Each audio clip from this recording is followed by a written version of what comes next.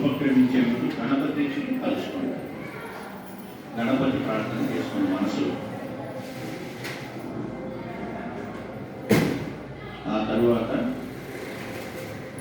మీ గురువుని ప్రార్థన చేయండి. ఆ తరువాత ఈ యజ్ఞ క్రియనిచ్చినటువంటి ఋషుల్ని స్మరించుకోండి. ఆ తరువాత మీ తల్లిదండ్రులని, మీ పితృదేవతల్ని స్మరించుకోండి. ఆ తరువాత మీ కులదేవతని స్మరించుకోండి. మీ కులదేవత తెలియకపోతే కులదేవత అనుకోండి. మీ ఇష్టదేవతని కులదేవతగా భావించండి. మీ ఇష్టదేవతని కులదేవతగా భావించండి. ఆ తర్వాత భూదేవిని స్మరించుకోండి. గోమాతను స్మరించుకోండి. మీ ఇష్ట దేవతలందరినీ స్మరించుకోండి. మీకు ఏ దేవతలు ఇష్టమో ఆ దేవతను స్మరించుకోండి. ఆ తరువాత ఇప్పుడు దీపాన్ని వెలిగించే ముందు మీరు దర్పనిచ్చాం కదా, ఆ దర్పలు తోమలను 4 వైపులు పెట్టేసుకోండి.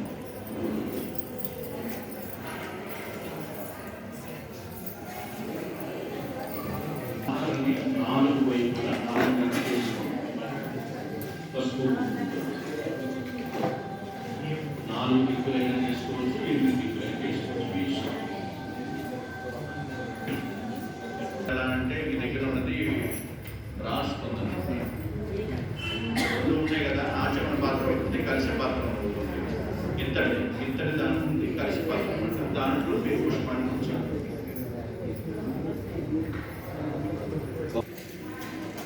దీపం వెలిగించిన తర్వాత ఆ దీపానికి నమస్కారం చేసుకోండి. చిన్నగా వెలిగించండి, టైం ఉంది. కొంచెం కర్పూరం పోయింది, త్వరగా వెలుగుతుంది. ఇప్పుడు ఆ దీపానికి నమస్కారం చేసుకోండి. మీ అందరికీ దీపం మంత్రం తెలుసు కదా.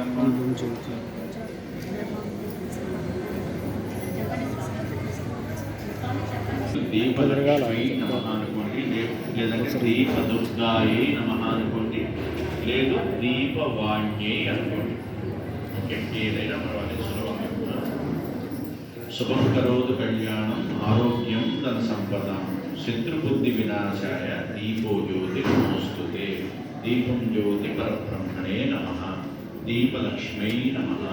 దీపదుర్గాయే నమః. దీపవాణ్యే నమః. ఓకే, దీపాన్ని ప్రజ్వలన చేశారు, దీపానికి నమస్కారం చేసుకున్నారు. ఇప్పుడు కేశవాయ స్వాహ, ఓం నారాయణాయ స్వాహ, ఓం మాధవాయ స్వాహ. తర్వాత చేతికి శుభ్రం చేసుకుని తల మీద రుద్దుకోవాలి.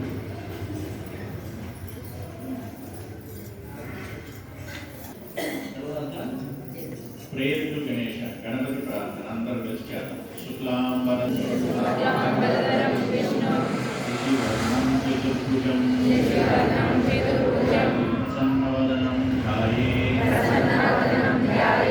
సర్వవిఘ్నోపశాంతయే. ఏ విఘ్నాలు రాకూడదని కోరుకుంటూ గణపతిని ఒకసారి మనసులో ధ్యానం చేసుకుంటాం. ఆ తరువాత ప్రాణాయామం చేయండి.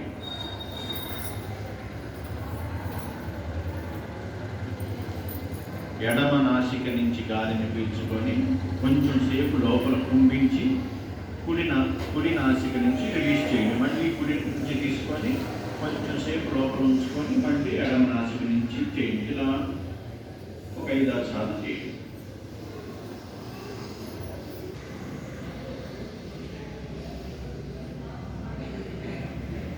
ఈ ప్రాణాయామం వల్ల ఏం జరుగుతుందంటే మన మనసులో ఉన్నటువంటి రిస్ట్రైనింగ్ ఆఫ్ లైఫ్ ఫోర్సెస్ అంటారంటే మనం ప్రాణశక్తిని మన మనస్సుని కేంద్రీకృతం చేసుకుందాం. అంటే ఫోకస్ పెంచుతుంది, మనం చేసేటువంటి పని మీద ఫోకస్ పెంచుతుంది. ఉండాలి అనే ఉద్దేశం.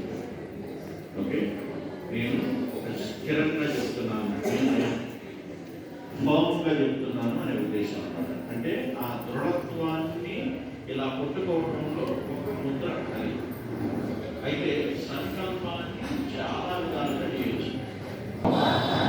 సమస్త దురితక్షయ ద్వారా శ్రీ పరమేశ్వర ప్రీత్యర్థం సర్వదేవత అనుగ్రహ ప్రసాద సిద్ధ్యర్థం అద్య శుభదినే శుభముహూర్తే మీ మనసులో మీ గోత్రనామాలు చెప్పుకోండి.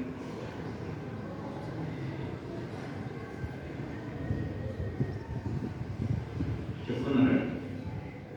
అగ్నిముఖేన సర్వదేవత హోమకర్మ యథాశక్తి కరిష్యే. ఏం కోరుకున్నారంటే మీరు సర్వదేవతల యొక్క అనుగ్రహం కావాలని కోరుకున్నారు.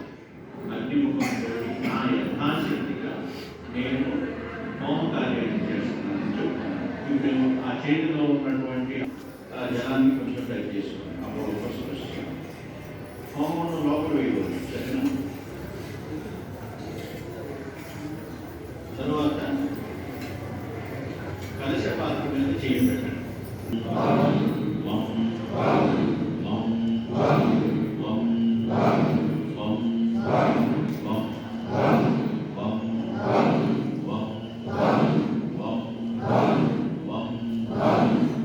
ఇప్పుడు ఆ కలశ పాత్రలో ఉన్నటువంటి పువ్వును తీసుకొని మీపై చదువుకోండి. ఆత్మాన్ ప్రోక్షయాన్ని. ఆ తర్వాత పూజా ద్రవ్యాన్ని ప్రోక్షయాన్ని. పూజా ద్రవ్యాన్ని లైట్గా చిలకరించండి. చిలకరించిన తర్వాత ఇలా ఒక రౌండ్ చేయండి. సరిపోయింది. పెట్టేసి ఇప్పుడు మీ దగ్గర ఉన్న లోపల పెట్టేసేయాలి. లోపల హోమగుండం